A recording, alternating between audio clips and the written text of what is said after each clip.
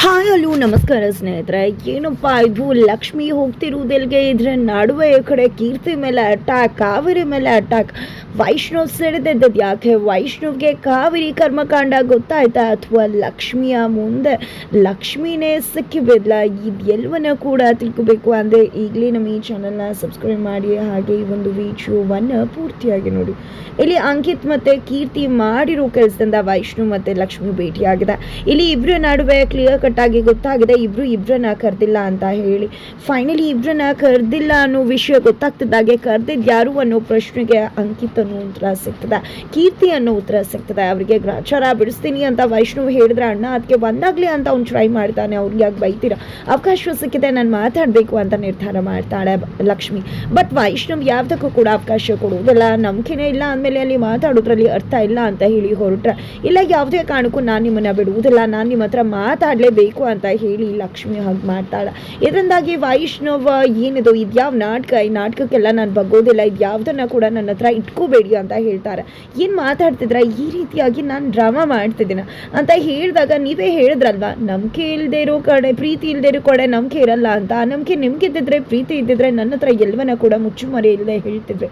ಆದರೆ ನೀವು ಮುಚ್ಚಿಟ್ಟಿದ್ರ ಅನ್ನೋದಾಗಲೇ ಗೊತ್ತಾಗ್ತದೆ ಅಲ್ವಾ ಅಂದಾಗ ಇವಾಗ ಎಲ್ಲನೂ ಕೂಡ ಹೇಳ್ತೀನಿ. ಯಾವುದೇ ಕಾರಣಕ್ಕೆ ಯಾವುದನ್ನ ಕೂಡ ನಾನು ಮುಚ್ಚಿಡುವುದಿಲ್ಲ, ನಾನು ಮುಚ್ಚಿಟ್ಟಿರೋದಕ್ಕೂ ಕೂಡ ಕಾರಣ ಆಯಿತು, ದಯವಿಟ್ಟು ಅರ್ಥ ಮಾಡ್ಕೊಳ್ಳಿ ಅಂತ ಹೇಳ್ತಿದ್ದಾರೆ. ಯಾವುದ್ರ ಅವಶ್ಯಕತೆ ಇಲ್ಲ ಅಂತಾನೆ ವೈಷ್ಣವ್ ವಾದ ಮಾಡ್ತಿದ್ರೆ, ಇಲ್ಲ ನಾನು ಎಲ್ಲವನ್ನ ಕೂಡ ಹೇಳಲೇಬೇಕು ಅಂತ ಹೇಳಿ ಇಲ್ಲಿ ಲಕ್ಷ್ಮಿ ತೀರ್ಮಾನ ಮಾಡ್ತಿದ್ದಾಳೆ. ಜೊತೆಗೆ ನಾನು ಹೇಳಲೇಬೇಕು ಅಂತ ವೈಷ್ಣವ್ನ ಕನ್ವಿನ್ಸ್ ಮಾಡ್ತಿದ್ದಾಳೆ. ಇದರ ನಡುವೆ ಕಾವೇರಿ ರೂಮ್ಗೆ ಕೀರ್ತಿ ಎಂಟ್ರಿ ಕೊಟ್ಟಿದ್ದಾಳೆ. ಕೀರ್ತಿ ಎಂಟ್ರಿ ಕೊಟ್ಟಿದ್ದೆ ಈ ಕಡೆ ರೆಬಲ್ ಆಗಿದ್ದಾಳೆ. ಕೀರ್ತಿ ರೆಬಲ್ ಆಗಿದ್ದೆ ಈ ಕಡೆ ಕಾವೇರಿಯ ಕುತ್ತಿಗೆನ ಹಿಸ್ಕೋಕೆ ಮುಂದಾಗ್ತಿದ್ದಾಳೆ. ಅವತ್ತೇನು ತಪ್ಪಿಸ್ಕೊಂಡ್ಬಿಟ್ರಿ ಆಂಟಿ, ಅವತ್ತು ನಾನು ಅಸಹಾಯಕಳಾಗಿದೆ, ಅದಕ್ಕೆ ನನ್ನ ಮೇಲೆ ನಿಮ್ಮ ಒಂದು ಅಟ್ಟಹಾಸ ನಡೀತು, ನಾನು ಸೈಲೆಂಟ್ ಆಗಬೇಕಾಯ್ತು. ಆದರೆ ಇವತ್ತು ಯಾವುದೇ ಕಾರಣಕ್ಕೂ ಕೂಡ ನೀವು ತಪ್ಪಿಸ್ಕೊಳ್ಳೋಕೆ ಸಾಧ್ಯ ಇಲ್ಲ. ನಿಮ್ಮ ಕಥೆಯನ್ನು ಮುಗಿಸ್ತೀನಿ, ಯಾವುದೇ ಕಾರಣಕ್ಕೂ ನೀವು ಕುಳಿಬಾರ್ದು, ಇವತ್ತೇ ನಿಮ್ಮ ಅಂತ್ಯ ಆಗಬೇಕು ಅಂತ ಹೇಳಿ ಕುತ್ತಿಗೆನ ಹೆಸಕ್ತಿದ್ರೆ ಬಿಡು ಕೀರ್ತಿ ಅಂತಿದ್ರು ಕೂಡ ಇಲ್ಲಿ ಕೀರ್ತಿ ಬಿಡ್ತಿಲ್ಲ. ಫೈನಲಿ ಯಾರಾದರೂ ಬಂದು ಕಾಪಾಡಿ ಅಂತ ಕಾವೇರಿಯವರು ಚೀರ್ಕೋತಿದ್ದಾರೆ, ಕಿರ್ಚ್ಕೋತಿದ್ದಾರೆ. ಅದರ ನಡುವೆ ಇಡೀ ಕುಟುಂಬಕ್ಕೂ ಕೂಡ ಎಚ್ಚರ ಆಗುತ್ತೆ. ಗಂಗಕ್ಕ ಅಂತೂ ಬಂದಿದೆ, ಏನಪ್ಪ ಇದು ಮಧ್ಯರಾತ್ರಿ ಆದರೂ ಯಾವುದೋ ದೆವ್ವ ಭೂತ ಅನ್ಬೋದು, ಇನ್ನೂ ಕೂಡ ಊಟ ಮಾಡಿಲ್ಲ ಅಂಥ ಟೈಮಲ್ಲಿ ಇಂಥದ್ದೆಲ್ಲ ನಡೀತದೆ ಅಂದರೆ ಏನು ಅರ್ಥ, ಏನು ಆಗಿರ್ಬೋದು ಇಲ್ಲಿ ಅಂತ ಹೇಳಿ ಇಲ್ಲಿ ತುಂಬ ಹೆದರ್ಕೋತಿದ್ದಾರೆ. ಗಂಗಕ್ಕ ಜೊತೆಗೆ ಮನೆಯವರು ಎಲ್ಲರೂ ಕೂಡ ಗಾಬರಿ ಆಗಿದ್ದಾರೆ. ಏನಾಗಿರ್ಬೋದು, ಅದು ಕಾವೇರಿಯಲ್ಲಿ ಅಂತ ಎಲ್ಲರೂ ಕೂಡ ಕೇಳ್ತಿದ್ದಾರೆ. ಈ ಕಡೆ ಅಮ್ಮ ರೂಮ್ ಒಳಗಡೆ ಹೋದಾಗಿತ್ತು ಅಂತ ವಿಧಿ ಹೇಳಿದ ತಕ್ಷಣ ಕಾವೇರಿಗೆ ಏನಾಯಿತು ಅಂತ ಅಂದ್ಕೊಂಡು ಎಲ್ಲರೂ ಕೂಡ ಕಾವೇರಿ ರೂಮ್ ಕಡೆ ಹೋಗ್ತಿದ್ರೆ, ಈ ಕಡೆ ಫೈನಲಿ ಕಾವೇರಿ ಅವರ ಕುತ್ತಿಗೆ ಹಿಸುಕ್ತಿರೋ ಕೀರ್ತಿನ ದಬ್ಬಿದ್ದೆ ಅಲ್ಲೇ ಇರ್ತಕ್ಕಂಥ ಒಂದರಿಂದ ಹೊಡೆದು ಈ ಕಡೆ ಒಂದು ವೇಸಲ್ಲಿ ಹೊಡೆದು ಕಾಲಿಂದ ಆಕಿಯನ್ನು ದೂಡಿ ಕೆಳಗಡೆ ಬಿಡ್ತಾರೆ. ಬಿದ್ದಿದ್ದ ರಭಸಕ್ಕೆ ಈ ಕಡೆ ಕೀರ್ತಿಗೆ ಆಲ್ರೆಡಿ ಹಳೆ ನೆನಪುಗಳೆಲ್ಲವೂ ಕೂಡ ಮತ್ತೆ ಮಾಸು ಹೋಗಿದೆ. ಮತ್ತೆ ಯಾವುದೋ ನೆನಪಿಲ್ದಿರತಕ್ಕಂಥ ಇನ್ನೂಸೆಂಟ್ ಕೀರ್ತಿ ಆಗಿಬಿಟ್ಟಿದ್ದಾಳೆ. ಆಕೆಗೆ ತುಂಬ ನೋವಾಗ್ತದೆ. ಏನೇ ಕೀರ್ತಿ, ಎಲ್ರಿಗೂ ಕೂಡ ಒಂದು ಅವಕಾಶ ಸಿಗುತ್ತೆ, ಬಟ್ ನಿನಗೆ 2 ಚಾನ್ಸ್, ನನಗೆ 2 ಚಾನ್ಸ್ ಸಿಗ್ತದೆ. ಅವತ್ತೇನೋ ನೀನೇ ನನ್ನನ್ನು ಬೆಟ್ಟದ ಹತ್ರ ಕರೆಸ್ಕೊಂಡೆ, ನಿನ್ನ ಸಾವನ್ನು ಕೂಡ ಹತ್ರ ಮಾಡಿಕೊಂಡೆ, ಆದರೆ ಏನೋ ಬದುಕು ಉಳಿದ್ಬಿಟ್ಟು ಬಚಾವಾಗ್ಬಿಟ್ಟೆ. ಆದರೆ ಇವಾಗ ಮತ್ತೆ ನೀನೇ ಬಂದು ನನ್ನ ಕಪಿಮುಷ್ಟಿಗೆ ಸಿಕ್ಕಿ ಬಿದ್ದಿದ್ಯಾ. ನನ್ನ ಕಪಿಮುಷ್ಟಿಗೆ ಸಿಕ್ಕಿ ಬಿದ್ದ ಮೇಲೆ, ನನ್ನ ಕೋಟೆಗೆ ಬಂದ ಮೇಲೆ ನಿನ್ನ ಬಿಡ್ತೀನಿ ಅಂತ ಅಂದ್ಕೊಂಡಿದ್ದೆ. ಖಂಡಿತ ಇಲ್ಲ, ನಿನ್ನ ಸಾಯಿಸು 2ನೇ ಅವಕಾಶ ಸಿಕ್ಕಿದೆ. ಖಂಡಿತ ಈ ಅವಕಾಶದಿಂದ ನಾನು ತಪ್ಪಿಸ್ಕೊಳ್ಳೋದಿಲ್ಲ. ಏನು ಅನ್ಕೊಂಡಿದ್ಯಾ ನೀನು? ನನ್ನನ್ನೇ ಕೊಲ್ಲೋಕೆ ಬರ್ತೀಯಾ? ನೋಡು, ಇವತ್ತಿನ ಕಥೆನ ಮುಗಿಸ್ತೀನಿ. ಜೊತೆಗೆ ನೀನು ನನ್ನನ್ನು ಸಾಯಿಸೋಕೆ ಬಂದೆ, ನಾನು ಬಚಾವಾಗೋದಕ್ಕೋಸ್ಕರ ನಿನ್ನನ್ನು ಸಾಯಿಸಬೇಕಾಯ್ತು ಅಂತ ಇಡೀ ಮನೇನ ನಂಬಿಸ್ತೀನಿ ಅಂತ ಹೇಳಿ ಇಲ್ಲಿ ಕೀರ್ತಿ ಮೇಲೆ ಅಟ್ಟಹಾಸಕ್ಕೆ ಮುಂದಾಗ್ತಿದ್ದಾರೆ ಈ ಕಡೆ ಕಾವೇರಿಯವರು.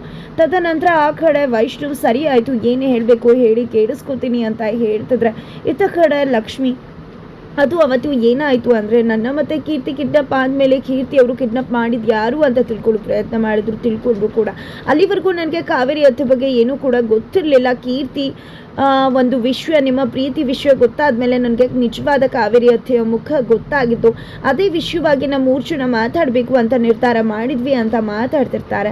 ಅಷ್ಟರಲ್ಲಿ ಇತ್ತ ಕಡೆ ಅಂಕಿತ್ ಸುಪ್ರೀತಾ ಅವ್ರ ಹತ್ರ, ಅಮ್ಮ ನಿಜ ಹೇಳಬೇಕು ಅಂದರೆ ಅಣ್ಣ ಅದಕ್ಕೆ ಇಬ್ಬರು ಕೂಡ ಒಂದಾಗಿ ಜೊತೆಲಿ ಮಾತಾಡಿದ್ರೆ ಬಗೆಹರಿಬೋದು ಅಂತ ಅವರಿಬ್ಬರನ್ನ ಮಾತಾಡುವಾಗೆ ಮಾಡಿದ್ದೆ ನಾನು ಮತ್ತು ಕೀರ್ತಿ ಅಂದ ತಕ್ಷಣ ಎಂಥ ಕೆಲಸ ಮಾಡಿದೆ ನೀನು ಮಾಡಿರೋ ಕೆಲಸಕ್ಕೆ ಅಲ್ಲಿ ಇಬ್ರಿಗೂ ಕೂಡ ವಿಷಯ ಗೊತ್ತಾದರೆ ಏನು ಆಗಬೇಡ ಪಾಪಕ್ಕಿ. ಲಕ್ಷ್ಮಿ ಎಷ್ಟು ಆಸೆಯಿಂದ ವೈಷ್ಣವ್ ವೈಷ್ಣವ್ ಕರೆದಿದ್ದಾಳೆ ಅಂತ ಹೋಗಿದ್ರು. ಇಲ್ಲಿ ಏನೋ ಬೇರೆ ಏನೋ ಆಗ್ತದೆ, ಹೋಗಿ ಮೊದಲು ವೈಷ್ಣವ್ನ ಕರ್ಕೊಂಡು ಬಾ, ಇನ್ನೇನು ಆಗೋಕ್ಕೂ ಮುನ್ನ ಅಂತ ಹೇಳಿ ಅಂಕಿತ್ನ ಕಳಿಸ್ತಾರೆ. ಆ ಕಡೆ ವೈಷ್ಣವ್ಗೆ ಎಲ್ಲ ವಿಷಯ ಹೇಳಬೇಕು ಅಂತ ಲಕ್ಷ್ಮಿ ತೀರ್ಮಾನ ಮಾಡಿದೆ.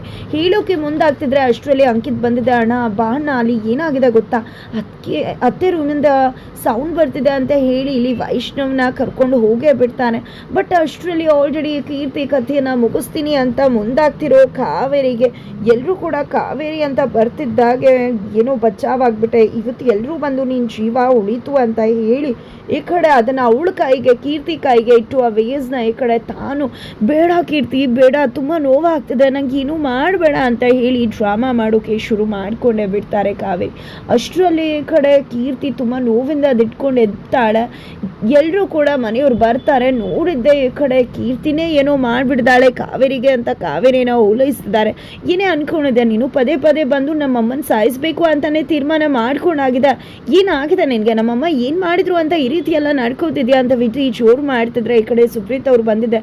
ಅಲ್ಲಿ ಏನಾಯ್ತು ಏನು ಅಂತ ಕ್ಲಿಯರ್ ಕಟ್ ಆಗಿ ತಿಳಿದೆ, ಯಾಕೆ ಈ ರೀತಿ ಮಾತಾಡ್ತಿದ್ಯಾ ವಿಧಿ ಅಂತಿದ್ದಾರೆ. ಹೌದು, ಫೊರೆನ್ಸಿಕ್ ಅವರೆಲ್ಲ ಕಳಿಸಿ ತಿಳ್ಕೊಳ್ಳೋಣ ಆಯ್ತಾ ಅಂತಿದ್ದಾಗೆ ವೈಷ್ಣವ್ ಬರ್ತಾನೆ. ವೈಷ್ಣವ್ ನೋಡಿದ್ದೆ ಕೀರ್ತಿನ ಎಳ್ಕೊಂಡು ಬರ್ತಾನೆ.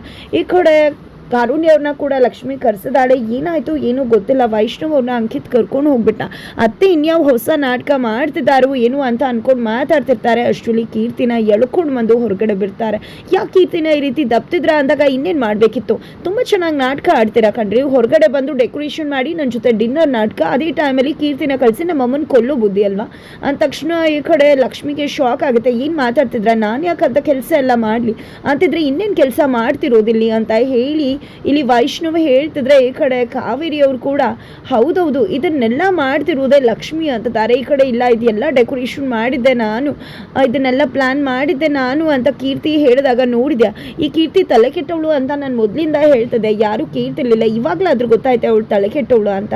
ನಿಜ ಹೇಳಬೇಕು ಅಂದರೆ ಇವಳಿಗೆ ಈ ಡೆಕೋರೇಷನ್ ಎಲ್ಲ ಮಾಡೋಕೆ ಬರುತ್ತೆ, ಇದನ್ನೆಲ್ಲ ಲಕ್ಷ್ಮಿನೇ ಹೇಳ್ಕೊಟ್ಟಿರ್ತಾಳೆ, ಅವಳೇ ಪ್ಲಾನ್ ಮಾಡಿರ್ತಾಳೆ ನನ್ನ ಕೊಲ್ಲೋದಕ್ಕೆ ಅಂತ ಹೇಳಿದ ತಕ್ಷಣ ಯಾಕತ್ತೆ ನಿಮ್ಮ ಉದ್ದೇಶ ಇದ್ದಿದ್ದು ನನ್ನ ಮನೆಯಿಂದ ಹೊರಗಡೆ ತಳ್ಳುವುದಲ್ವಾ, ಅದು ಉದ್ದೇಶ ಈಡೇರಿದ ಮೇಲೆ ಯಾಕೆ ರೀತಿ ನಾಟಕ ಮಾಡ್ತಿದ್ರಾ ನೀವು ಅಂತ ಕೇಳ್ತಿದ್ದಾಳೆ. ಏನು ನಮ್ಮಮ್ಮನಿಗೆ ಆವಾಜ್ ಹಾಕ್ತಿದ್ಯಾ ನೀನು ಅಂದಾಗ ನಾನು ಆವಾಜ್ ಹಾಕ್ತಿಲ್ಲ ಅಂತ ಹೇಳ್ತಿದ್ದಾಳೆ ಲಕ್ಷ್ಮಿ. ನನಗೆ ಯಾಕೆ ನಿಮ್ಮನ್ನ ಕೊಲ್ಲೋ ಉದ್ದೇಶ ಇರಬೇಕು, ನಾನು ಯಾಕೆ ನಿಮ್ಮನ್ನ ಕೊಲ್ಲಿ ಅಂದಾಗ ಕಣ್ಮುಂದೆ ಕಾಣಿಸ್ತಿಲ್ವಾ ಅಂತ ವಿಧಿ ಹೇಳ್ತಿದ್ದಾಗೆ ಇಷ್ಟೊಂದೆಲ್ಲ ಜೋರಾಗಿ ಮಾತಾಡಬೇಡ, ದೊಡ್ಡವ್ರ ವಿಷಯಕ್ಕೆ ತಲೆ ಹಾಕಬೇಡ, ಚಿಕ್ಕವಳಾಗಿದ್ರೆ ಒಳ್ಳೇದು ಅಂತ ಹೇಳಿ ಇಲ್ಲಿ ಲಕ್ಷ್ಮಿ ವಿಧಿನ ಬಾಮಿಸಿದ್ರೆ ಈ ಕಡೆ ಕಾವೇರಿಯವರು ಇಷ್ಟೊಂದೆಲ್ಲ ಯಾಕೆ ಹಾರಾಡ್ತಾ ಇದೆಯಾ, ನನ್ನನ್ನು ಸಾಯಿಸೋಕೆ ಬಂದವಳು ನೀನು ಅಂತ ಕಾವೇರಿಯವರು ಮಾತಾಡ್ತಿದ್ರೆ ಈ ಕಡೆ ಲಕ್ಷ್ಮಿ ನಾನು ಅಂತ ಕೆಲಸ ಮಾಡಿಲ್ಲ, ಸುಮ್ಮನೆ ವಿನಾಕಾರಣ ಏನೇನೋ ಮಾತಾಡಬೇಡಿ, ಸುಮ್ಮನೆ ಬಾಯಿ ಮುಚ್ಕೊಂಡಿದ್ರೆ ಒಳ್ಳೇದು, ಇಲ್ಲ ಅಂದರೆ ಪರಿಣಾಮ ನೆಟ್ಕಿರುವುದಿಲ್ಲ ಅಂತ ನೇರವಾಗಿ ಲಕ್ಷ್ಮಿ ಮಾತಾಡಿದ ತಕ್ಷಣ ಈ ಕಡೆ ಎಲ್ರಿಗೂ ಶಾಕ್ ಆಗುತ್ತೆ. ಸಾಕು ನಿಲ್ಲಿಸಿ, ನನಗೂ ನೋಡಿ ನೋಡಿ ಈ ನಾಟಕನ ಸಾಕಾಗೋಗಿದೆ, ಇನ್ನು ಯಾವುದೇ ರೀತಿ ನಾಟಕ ಬೇಕಾಗಿಲ್ಲ, ನೀವು ಏನು ನಾಟಕ ಮಾಡಿದ್ರಿ ಅಂತ ನನಗೆ ಗೊತ್ತಿದೆ ಅಂತ ವೈಷ್ಣವ್ ಕೋಪ ಮಾಡಿಕೊಂಡು ಹೋಗೇ ಬಿಡ್ತಾರೆ.